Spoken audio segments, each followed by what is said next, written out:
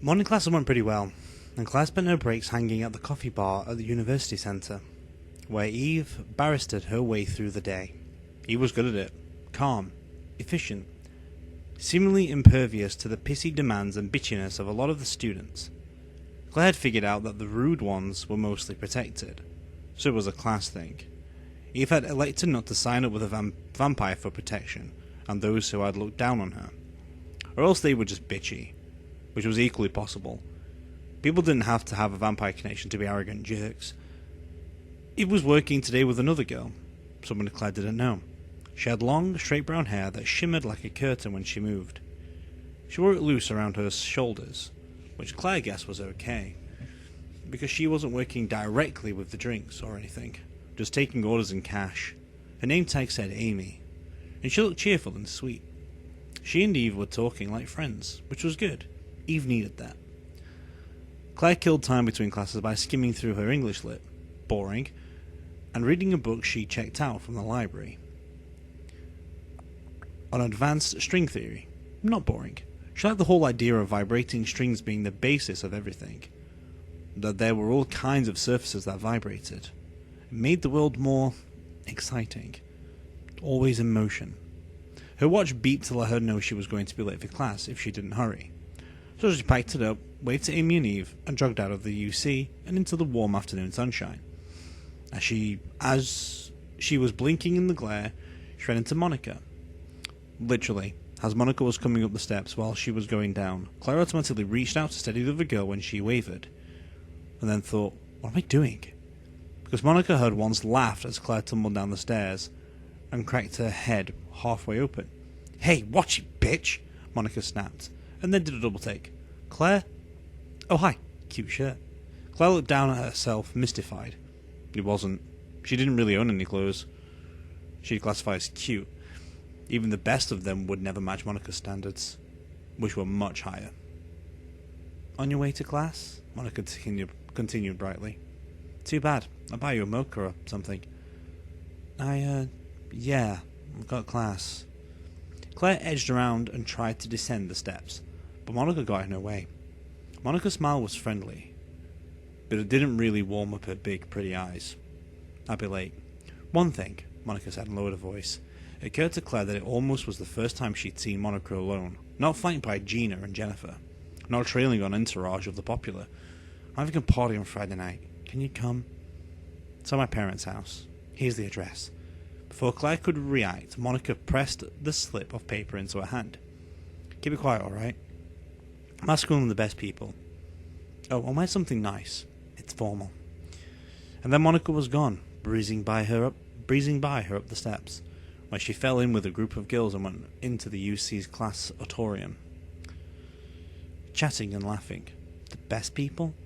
Claire had the slip of paper, thought about throwing it away, and then shoved it in her pocket. Maybe this was a golden opportunity to convince Monica that she wasn't ever going to be anything like a friend. She headed out for class, moving quickly, but keeping her eyes peeled, when she spotted the guy she was looking for.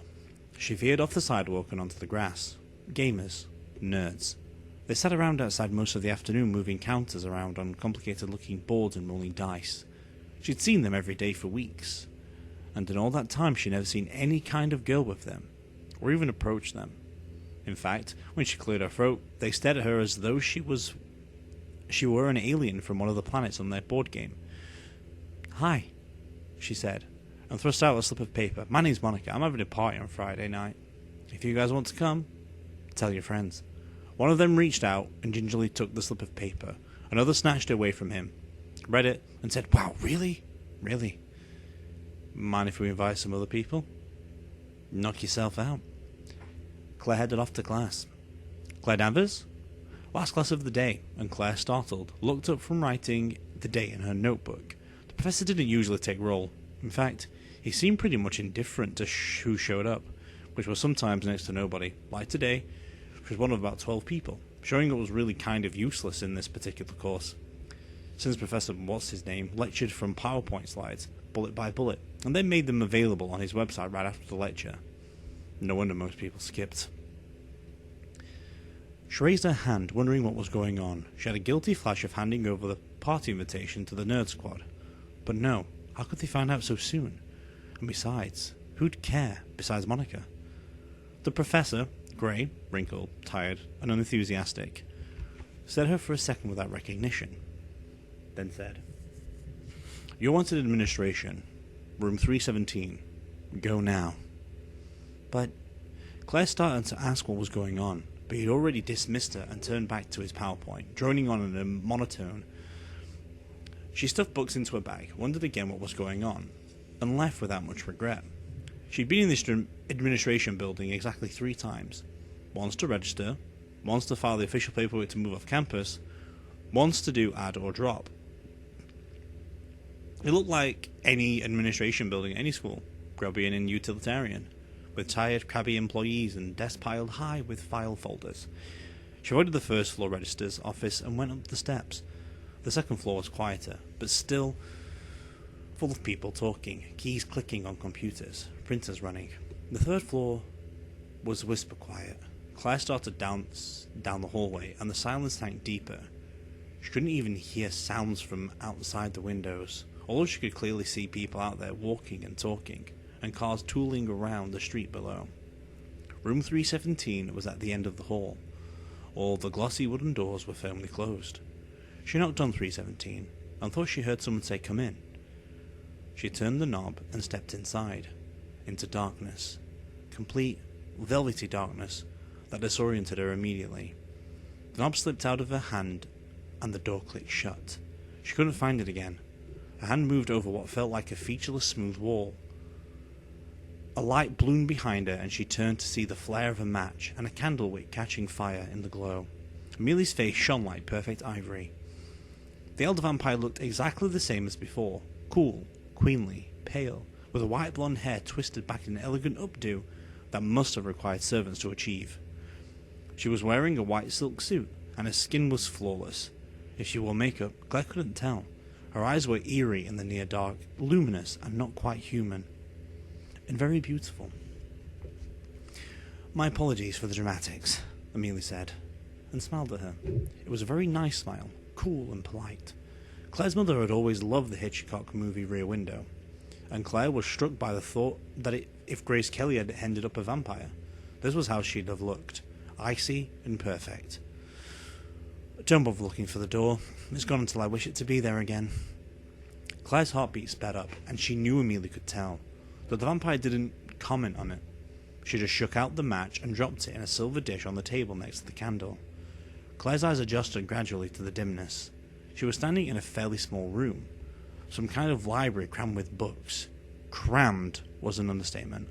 The books were double stacked on the shelves, leaning in towers on the top of the bookcases, filing the corners in untidy ziggurats. So many books that the whole room smelled like ancient paper. There wasn't any wall space, except where Claire had come in. That wasn't blocked up by packed, groaning shelves. "Hi," Claire said awkwardly. She hadn't seen Amelia since signing the protection papers and putting them as instructed in the mailbox outside. She'd expected some kind of visit, but nothing. What should I call you?" Amelia's delicate brows rose, pale on pale. "I know that the concept of manners has declined, but I should think you would know at least some polite form of address that would be appropriate." "Mom," Claire stammered. Amelia nodded. "That will do." She lit another candle. The light strengthened, flickering, but casting a warm and welcome glow. Claire spotted another door in the shadows, small and fitted with an antique-style doorknob. There was a big skeleton key in the massive lock. Nobody else in the room, just she and Amelia. "I have called you to discuss your studies," Amelia said, and sat down in a chair on the other side of the table. There wasn't any seat on Claire's side, so she stood there, awkwardly. She put her backpack down and folded her arms. "Yes, Mom," she said. "Aren't my grades okay?" Because usually a 4.0 GPA was okay by most standards. Amelia dismissed it with a wave. "I did not say classes. I said studies. No doubt you will find in the local college beneath your abilities. You are said to be quite exceptional."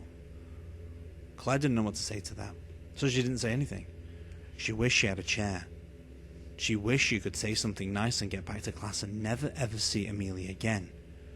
Because as superficially polite and kind as the old vampire was, there was something ice cold about her. Something unsettlingly not human. "I would like you to study privately with a friend of mine," Amelie said. "For credit, of course." She looked around, smiling very slightly. "This is his library. Mine is far more orderly." Claire's throat felt tight and uncomfortable. Vampire friend? Is that an issue?" Amelia folded her white hands together on the table.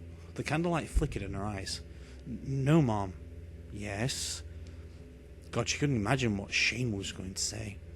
"I believe you will find him most interesting, Claire. He is indeed one of the most brilliant minds I have ever encountered in my long life, and he has learnt so much through his lifetime that he could never teach it all. Still, he has much to pass along. I have been seeking the right pupil, one who can quickly grasp the discoveries he has made and assist him on his research." "Oh," Claire whispered faintly. "So an old vampire." Her experience wasn't so good with the older ones, like Amelie. They were cold and strange, and most of them were cruel too, like Oliver. Oh God, she wasn't talking about Oliver, was she? "Who?" Amelie looked down just for an instant, and then she met Claire's eyes and smiled.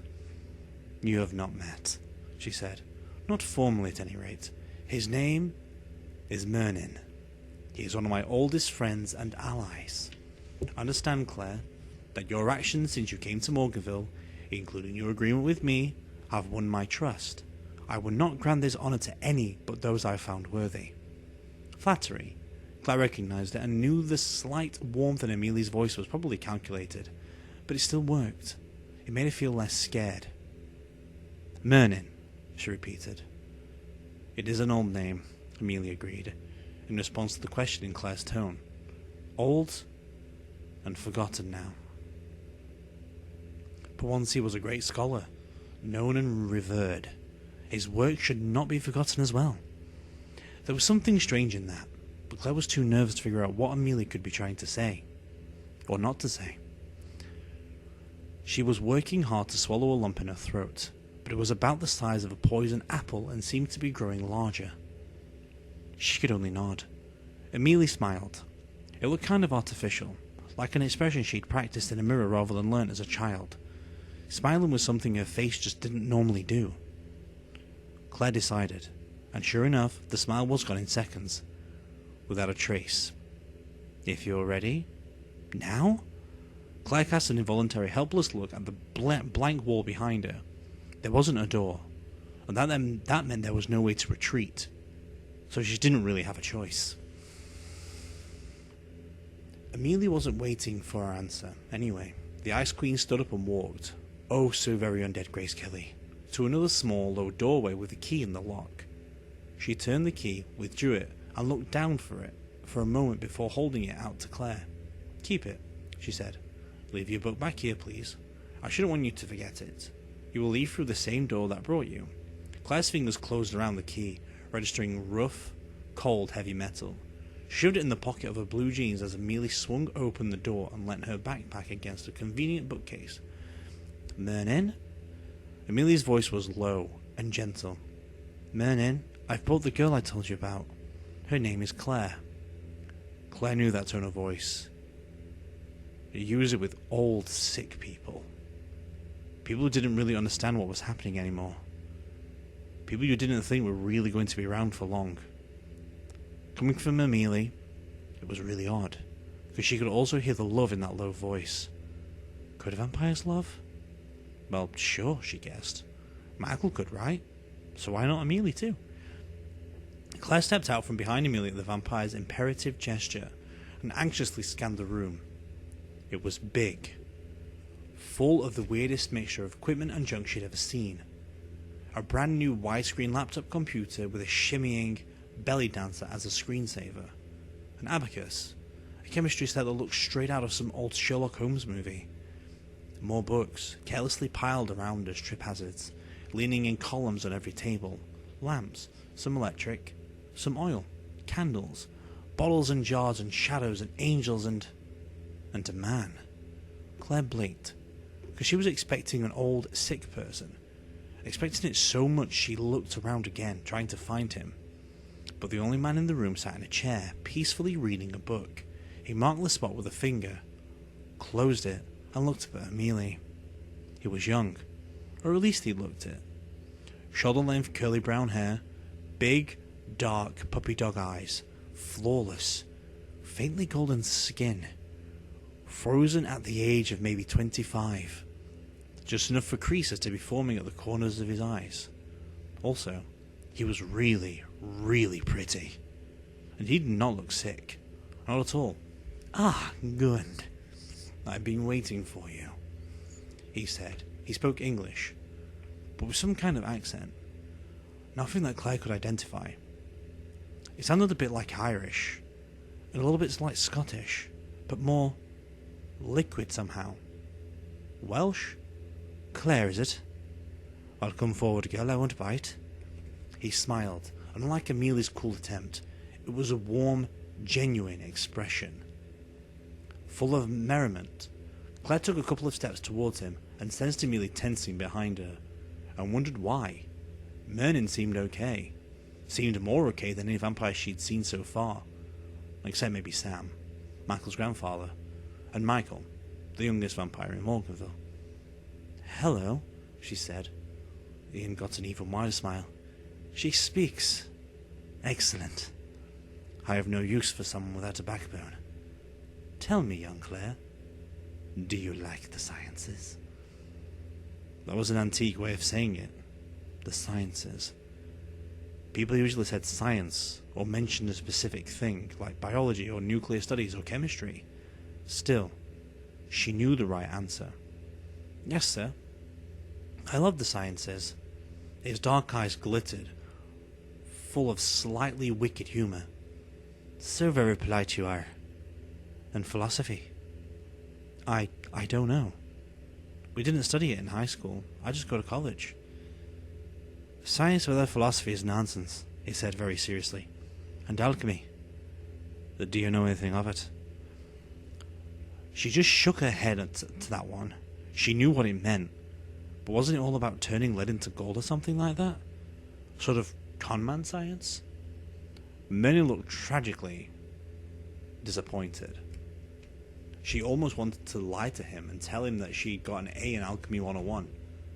"Don't be difficult, Merlin," Amelie said. "I told you, this age doesn't regard the subject with much respect.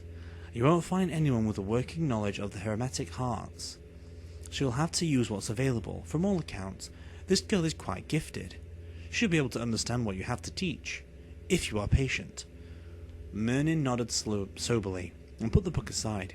He stood up, and up, and up. He was tall, gawky with long legs and arms, like a human stick bug. He was wearing a weird mixture of clothes too. Not homeless guy weird, but definitely funky. A vertically stripped knit shirt under what looked like some kind of frock coat, and blue jeans, old ones with holes in the knees, and flip-flops. Claire stared at his exposed toes. Somehow with that outfit, flip-flops looked almost indecent. But he had pretty feet. He extended his hand to Claire, bending over to do it. She carefully took it and shook. Merlin looked surprised, then delighted. He pumped the handshake enthusiastically enough to make her shoulder ache. "A handshake? Is there a great way to greet these days?" he asked. "Even for such a lovely young woman. I know it's common among men, but among women it seems quite a violent gesture." "Yes," Claire said quickly. "It's fine. Everybody does it." God, he wasn't going to go and kiss a hand or anything, was he? No, he was letting go and quickly crossed his arms, studying her. "Quickly," he said. "What's your element designation for rubidium?" RB. "Atomic number?" Claire frantically called to mind the periodic table. She'd played with it in the same way other kids played with puzzles back when she was young, and she knew every detail. 37. Group number. She could see the square on the table now, as real as if it were a card in her hand. "Group 1, she said confidently. "Alkali metal. The period number is 5. And what are the dangers of working with rubidium, young Claire?" "It spontaneously burns when exposed to air. It also reacts violently to water. Solid, liquid, gas, plasma. Solid to 40 degrees centigrade. That's the melting point. She waited for the next question, but Merlin only cocked his head and watched her. How did I do? Adequately, he said. You memorize well. Memorization is not science, and science is not knowledge.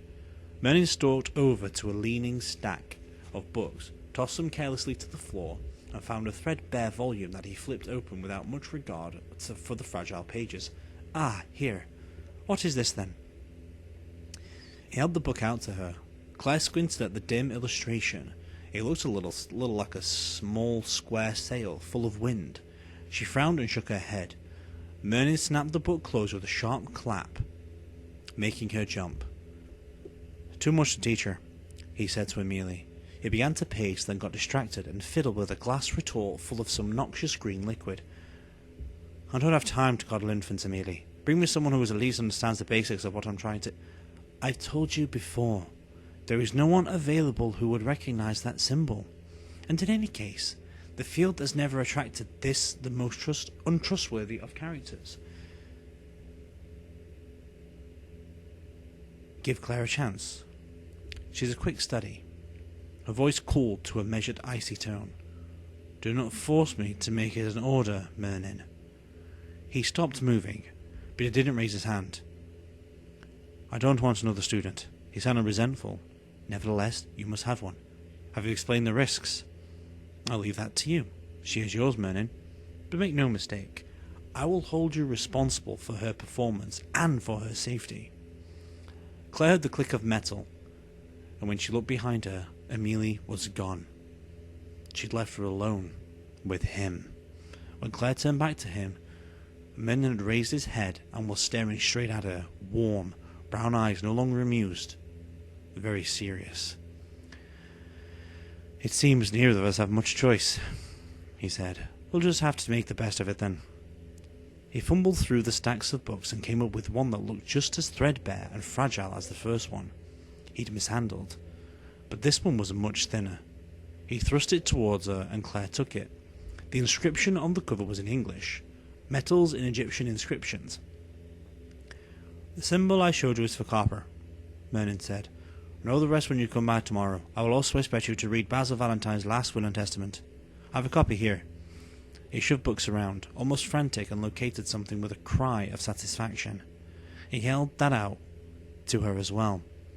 Pay special attention to the alchemic symbols. You'll be expected to copy them out until you know them by heart. But take them. Take them and get out. Out! I'm busy. Merlin rushed past her, bowling over stacks of books in his haste, to fling open the door through which Amelia disappeared. It was at least a foot taller than the door itself. Like a human in a hobbit house, he stood there, jittering his foot in impatience, the flip-flop making plastic slaps between flesh and floor. Did you hear me? He snapped. Go! No time now. Get out. Come tomorrow. But I don't know how to get home. Or back here. He said for a second and then he laughed. Someone will have to bring you. I can't configure the system just for you. Configure the system? Claire stopped, staring back. What system? These doorways? The implications were dizzying. If Merlin understood the doorways, controlled the doorways, the ones that appeared and disappeared out of nowhere in Morganville, I need to know. I need to know how that works. Yes, I'm responsible for that among many other things, though it's hardly the most important thing right now. He said, Later, Claire. Go now. Talk tomorrow. He took hold of her, bodily shoved her through the doorway, and slammed it behind her. She heard his hand hit the wood with stunning force. Lock it! He shouted. Claire took the key out of her pocket. She could barely get it in the lock. The light was bad here, and her hands were shaking, but she managed, and heard the solid click as the tumblers fell. Take the key! Merlin yelled.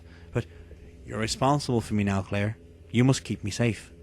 Merlin's voice had fallen lower now, as if he'd got tired. Keep me safe from everyone. Then he started crying. Merlin? Claire said, bending closer to the door. Are you okay? Should I come in? And the whole door vibrated with the force of his blow. Claire scrambled backward, shocked, and the crying continued. Lost. Little boy crying. Claire hesitated for a few seconds, and then turned to see that Amelia hadn't left after all. She was standing quietly by the desk, in the glow of the single candle, and her expression was composed, but sad. Merlin's mind is not what it once was. He has periods of lucidity. However, at all costs, you must take full advantage of these to learn what he has to teach. It can't be lost, Claire. It must not be lost. There are things that he does that... Amelia shook her head. They are projects in motion that must continue. Claire's heart was racing, her whole body shaking. He's crazy. He's a vampire, and you want me to be his student?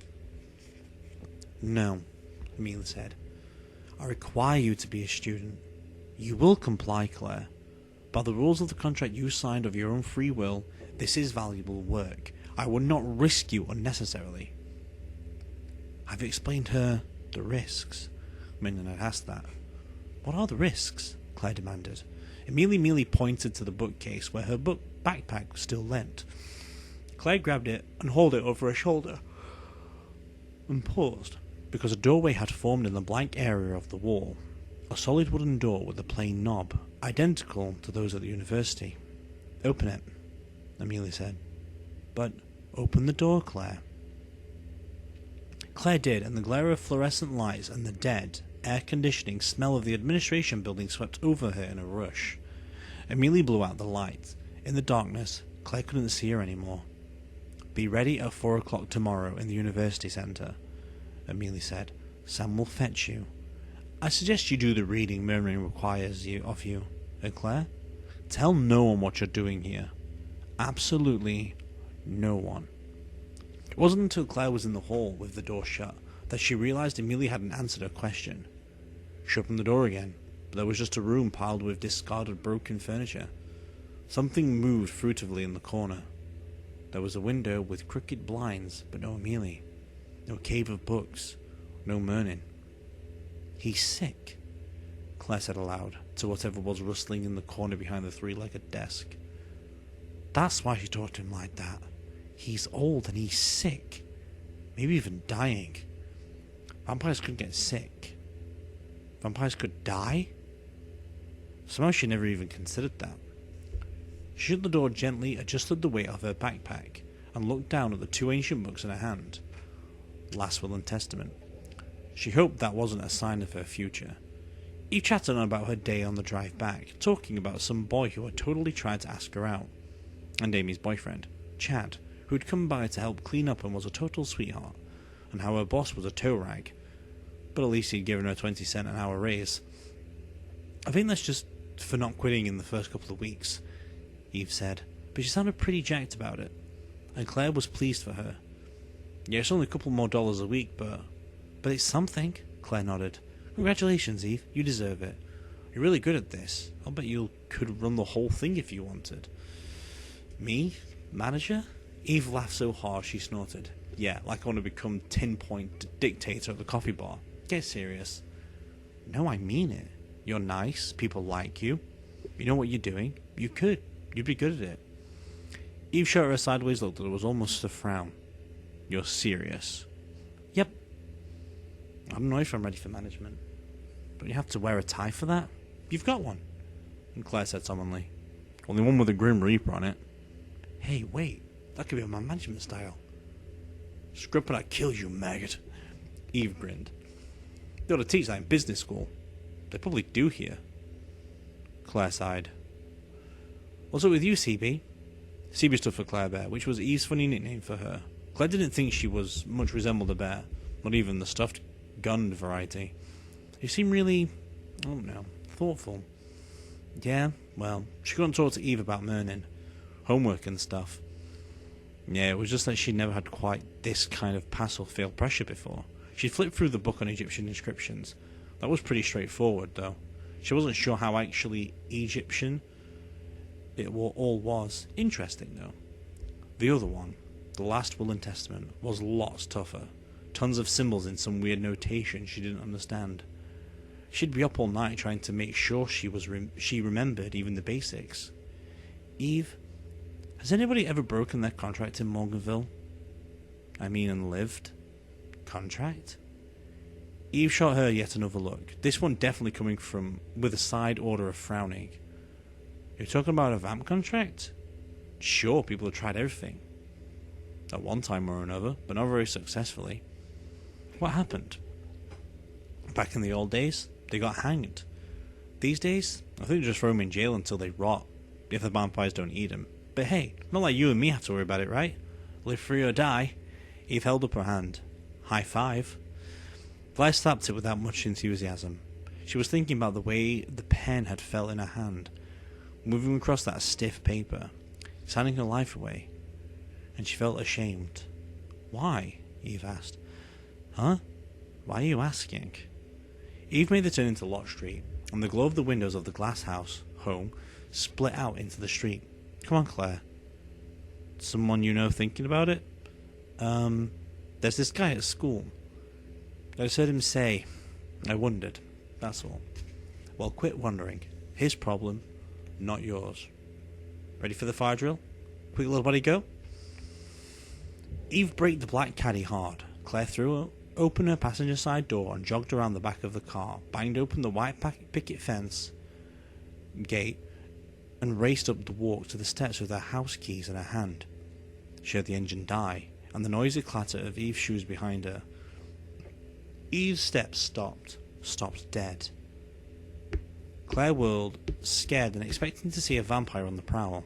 But Eve was just checking the mailbox, grabbing a small handful of stuff, and then hurrying up the stairs as she sorted through it. Claire stepped over the threshold, and Eve followed, hip bumping the door shut behind them and shooting the bolt with her elbow. A feat Claire would never have tried, or been able to accomplish with half that grace. Electric bill, water bill, internet bill. Oh, and something for you. Eve pulled out a small bubble-padded mailer from the pile and handed it over.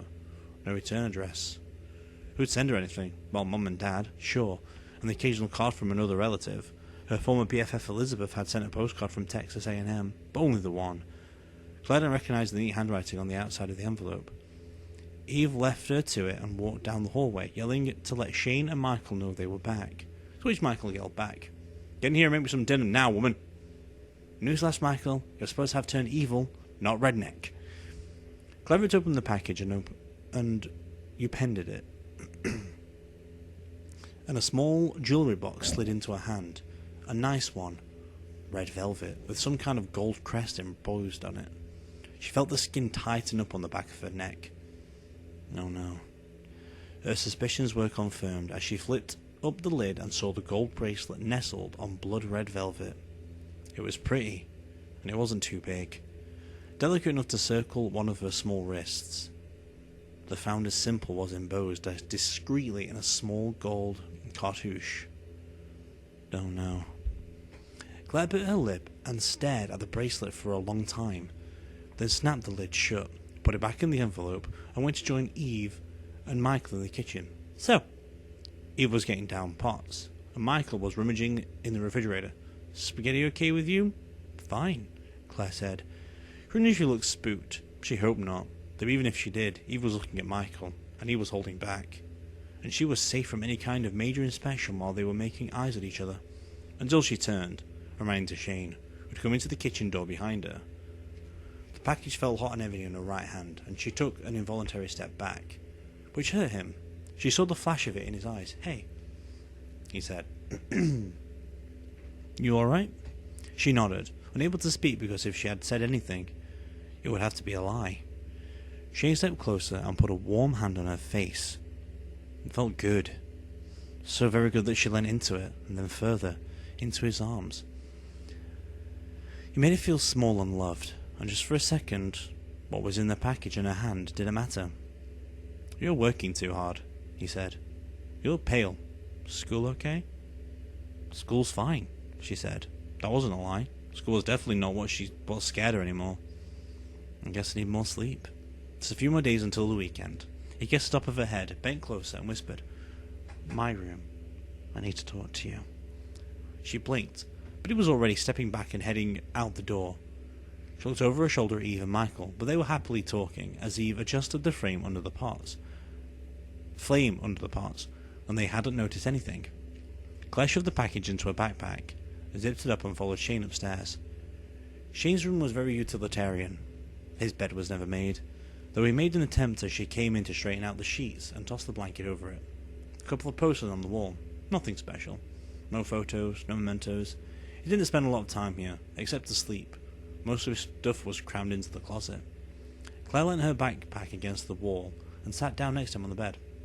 "What?" she asked. If she'd expected a wild pre-dinner make-out session, she was disappointed. He didn't even put his arm around her. "I'm thinking of leaving," he said. "Leaving?" "But Eve's making dinner." He turned and made eye contact. "Leaving Morganville." She felt a surge of utter panic. "No, you can't." "I've done it before." "Look, this place, I didn't come back here because I missed it. I came back because my dad sent me. And now that he's been and gone, I'm not doing this dirty work anymore." Shane's eyes were begging her to understand. "I want a life, Claire. And you don't belong here. You can't stay. They'll kill you. No, worse. They'll make you into one of them, one of the Walking Dead. I'm not talking about the vampires either. Nobody who lives here has a pulse. Not really." "Shane," he kissed her, and his lips were warm and damp and soft and urgent. "Please," he whispered. "We need to leave this town. It's going to get bad, I can feel it." God, why was he doing this? Why now? "I can't," she said. School, and I just can't, Shane. I can't leave." A signature on a piece of paper, or a soul on a platter. It had been the price to keep them safe. But she'd have to keep on paying, right? As apprentice to Mernin. And she guessed that wouldn't be a long-distance study course. "Please." It was barely a whisper from him, his lips brushing hers, and honestly, she would have done almost anything for him. He used that tone. But this time... "What happened?" she asked. "What? Was it something with Michael? Did you?" She didn't even know what she was asking, but something had deeply disturbed Shane, and she had no idea what it was. He looked at her for a long few seconds, then pulled away, stood up and walked to his window to look down at the backyard they never really used. "My dad called," he said. "He told me that he was coming back, but he wanted me to be prepared to take out some vampires. If I stay, I'm going to have to kill Michael. I don't want to be here, Claire. I can't." He didn't want to make the choice, not again. Claire bit her lip hard. She could hear the pain in his voice, although he wasn't going to let her see it in his expression.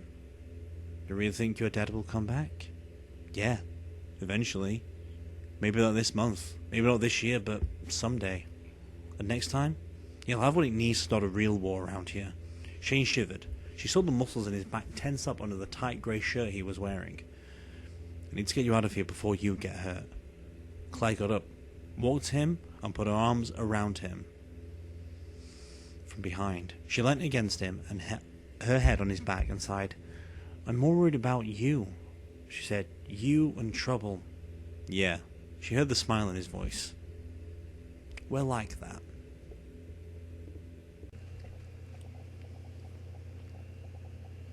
Hello everyone, thank you for listening to the audio file or audio reading I've done of a Rachel Kane book. I'm putting this in there, so if you want to skip past this bit and move on to the next video, that's fine by me. This is just like a cancer plug, because I want to do this, as well as also I have to do this, because the thing you've just listened to is illegal for me to do without having a charity case behind it, which I feel I don't want it to be like a situation like, oh, I'm only doing this for the sake of cancer, which I'm actually doing this for the sake of cancer, but I did cancel this series a long time ago. It came to my recent attention that I should redo this in a better format, and I feel like now is a perfect opportunity to actually restart this in the worst possible way. Back in 1st of November, back in 2020, Rachel Kane sadly passed away to a rare bone cancer called sarcoma. Now, in the description below is going to be a link that you can It's going to be a link so you can support the research into helping people survive and defeat sarcoma bone cancer and soft tissue cancer cells and all that stuff. So that's just going to be in the description right there down below. It is in pounds for those American ones, but obviously PayPal and all the research still goes to the same thing, because once it's been cured, once they found a cure for it or found an easier solution for it and stuff like that, it does get sent around all around the world, because everyone works on the same thing all over the world. It's just that this charity is based in UK. I live in the UK, so it still goes to the same goal to beat sarcoma for a long time, and I feel like this is the best opportunity to work with it for any Rachel Kane books that we do during the Morganville series or any future series that we do. Obviously, this is even going to be in the future series if we do them.